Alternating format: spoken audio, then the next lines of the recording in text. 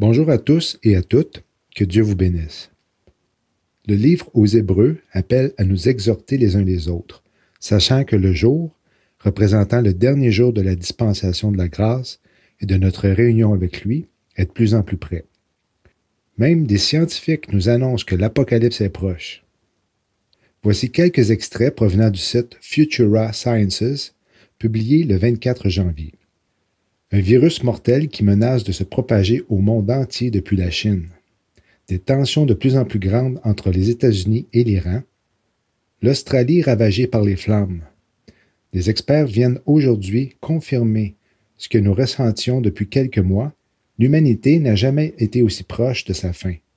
Et l'horloge de l'Apocalypse n'affiche plus que 100 secondes avant minuit. Jamais la fin du monde n'aura été aussi proche. Les chercheurs du Bulletin of the Atomic Scientists ont symboliquement déplacé les aiguilles de l'horloge de l'Apocalypse. Pour la première fois de son histoire, elle est passée sous la barre symbolique des 2 minutes et affiche désormais seulement 100 secondes avant minuit. C'est au cœur de discussions entre des scientifiques ayant travaillé au projet Manhattan et à l'élaboration de la bombe atomique que l'idée d'une telle horloge est née. Alors qu'ils débattaient des conséquences de cette technologie d'une puissance extraordinaire qu'ils avaient mise au point, et de leur responsabilité à en informer le monde.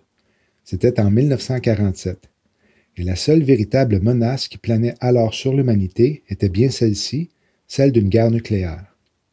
Nous pouvons dépasser les menaces qui planent sur l'humanité, mais nous devons agir, ensemble, maintenant, a renchéri Ben Ki-moon, ancien secrétaire général des Nations unies.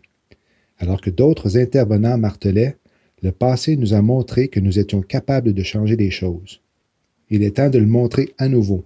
Réveillons-nous.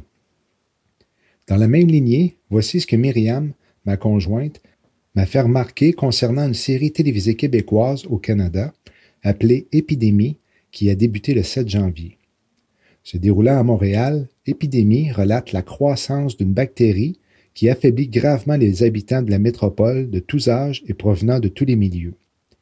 L'équipe d'infectiologues qui travaille à découvrir l'origine de la contamination arrive finalement à un constat troublant.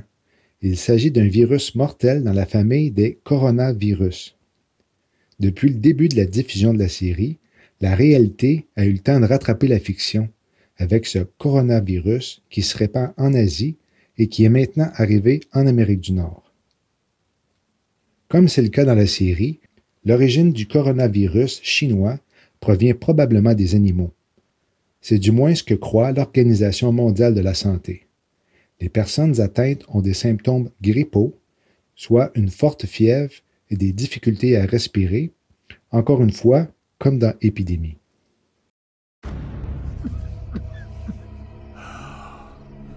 On ne sait pas encore ce qui a provoqué l'intoxication alimentaire, monsieur le ministre. Les analyses sont en cours. On a beaucoup de pression des médias. Je vous rappelle. OK, il n'y a plus de pouls. Comment ça m'assure? Redis un épi. Il y a 2 personnes qui sont décédées. Il y a de quoi de pas normal, là? J'enquête sur 2 décès récents dans l'entourage de votre patient. Les itinérants?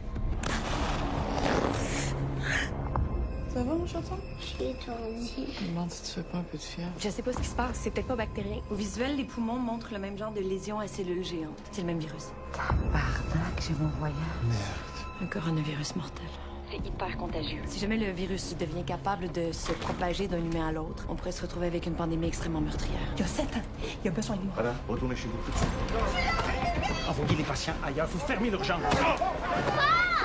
On n'a pas le temps. On est dans une course contre la montre. Quand une maladie commence à se propager dans une population, on a une toute petite fenêtre de temps. Si on la rate, on se dirige vers une catastrophe. Il n'y a jamais eu un moment où tous les signes et les chronologies liées au retour de Jésus ont convergé comme ils le sont aujourd'hui. Pour comprendre l'importance de l'épidémie du virus respiratoire en Chine, qui fait déjà craindre une pandémie, il faut le voir dans le contexte de tous les autres signes prophétiques qui s'intensifient au début de 2020. Au cours des dernières semaines seulement, nous avons vu l'Iran et les États-Unis échanger des tirs de missiles. Les pires feux de forêt ont dévasté l'Australie. Des conditions météorologiques inhabituelles et records dans le monde. l'Afrique du Sud plongée dans une crise de la faim à une échelle jamais vue, une invasion acridienne sans précédent en Afrique, posant une menace sans précédent pour les cultures dans les pays du tiers-monde, l'éruption du volcan Taal aux Philippines, ce qui fait craindre qu'une éruption majeure soit imminente, des indications selon lesquelles le plan de paix très attendu de l'administration Trump au Moyen-Orient pourrait être dévoilé avant les élections israéliennes de mars 2020. Se félicitant de la publication imminente du plan de paix de Trump, le premier ministre israélien Benjamin Netanyahou a déclaré la semaine dernière « Le président cherche à donner à Israël la paix et la sécurité qu'elle mérite. » Le contexte de la déclaration de Paul est important. Il venait de terminer d'expliquer l'événement de l'enlèvement de l'Église. Cependant, Paul rassure les croyants éveillés qu'ils ne sont pas dans les ténèbres concernant la saison du retour de Jésus. L'Église qui surveille saura quand le jour du Seigneur est proche, car les gens parleront de paix et sécurité. Si le discours sur la paix et la sécurité autour du plan de paix de Trump est ce à quoi Paul faisait référence, seul le Seigneur le sait. Ce qui est certain, c'est que le soi-disant accord du siècle se distingue des plans de paix précédents de plusieurs manières. C'est le plan de paix le plus attendu dont on parle le plus depuis qu'Israël est redevenu une nation en 1948. Il a été rédigé alors que la nation juive célébrait son 70e anniversaire. Il est administré par un président nommé Trump, âgé de 70 ans, 7 mois et 7 jours lors de sa première journée complète de mandat. Il est présenté à un premier ministre, Netanyahou, qui a maintenant 70 ans. Sa divulgation a été retardée à plusieurs reprises par une série de rebondissements bizarres et sans précédent dans la politique israélienne. Le nombre 70 est lié à la rédemption, à la plénitude, à l'achèvement et au jugement dans les Écritures. Comme Dieu est souverain sur chaque détail et met en place et enlève des rois pour accomplir ses desseins, il est intéressant de considérer les noms donnés aux chefs de la nation la plus puissante au monde en ce moment. Le prénom de Donald Trump dérive du nom galéique Dom Nor, qui signifie « souverain du monde ». Le deuxième prénom de Trump, John, dérive du nom hébreu Yochanan, qui signifie « Dieu est gracieux ». Bien que John soit un nom commun, sa popularité découle de deux personnages clés du Nouveau Testament, Jean-Baptiste, qui a préparé le terrain pour la première venue de Jésus, et l'apôtre Jean, qui a écrit le livre de l'Apocalypse. Le nom de famille du président, Trump, est un nom de famille relativement rare en Europe, qui, en anglais, signifie « trompettiste ». Donc, le nom de Donald Trump est associé à un dirigeant du monde, trompettiste, la grâce, l'Apocalypse et une préparation du chemin pour la venue de Jésus. Nous vivons à une époque incroyable. Les paroles et les événements prophétiques prédits il y a des millénaires dans les Écritures font la une des journaux. Les choses se passeront comme lorsqu'un homme quitte sa maison pour un long voyage et en laisse la responsabilité à ses serviteurs en confiant à chacun sa tâche. Il commande au portier de veiller. Heureux ces serviteurs que le maître, en arrivant, trouvera en train de veiller. Vraiment, je vous l'assure, c'est lui qui se mettra en tenue de travail, les fera asseoir à table et passera de l'un à l'autre pour les servir. Le Seigneur répondit, « Quel est le gérant fidèle et sensé à qui le maître confiera le soin de veiller sur son personnel pour qu'il donne à chacun, au moment voulu, la ration de blé qui lui revient? »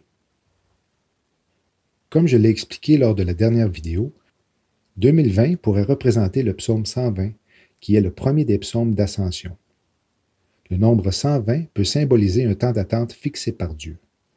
Après que Dieu ait vu à quel point l'homme était devenu pécheur et dévoué au péché dans le jardin d'Éden, après la chute, il a déterminé qu'une période de 120 ans serait accordée pour le repentir, puis les eaux du déluge viendraient. Alors l'Éternel dit, « Mon esprit ne contestera pas toujours avec l'homme, car l'homme n'est que chair. Il vivra 120 ans. » Moïse, qui avait été utilisé par Dieu pour sortir son peuple de l'esclavage, avait vécu 120 ans. Le chiffre 120 est aussi associé à un événement historique sans pareil. Suivant sa résurrection, Jésus commanda à ses disciples de ne point s'éloigner de Jérusalem afin de recevoir la puissance du Saint-Esprit. Cet événement allait être le début de l'Église. Alors ils s'en retournèrent à Jérusalem, de la montagne dite des Oliviers, qui est près de Jérusalem. Et quand ils furent arrivés, ils montèrent dans la chambre haute. En ces jours-là, Pierre se leva au milieu des disciples, assemblés au nombre d'environ 120 personnes. Voyons maintenant quelques mots qui ont la même valeur numérique hébraïque que le chiffre 120 parmi une quarantaine d'entre elles. En voici la liste. Parmi eux se retrouve le mot élévation, le plus haut, au-dessus. Ensuite, le mot moed de Genèse 14 se distingue, mentionnant les signes pour marquer des époques. Un passage qui est intéressant à lire contenant le même mot en rapport avec celui des derniers jours est Jérémie 8,7. La cigogne même connaît dans les cieux ses saisons, la tourterelle, l'hirondelle et la grue observent le temps où elles doivent venir, mais mon peuple ne connaît pas le jugement de l'Éternel.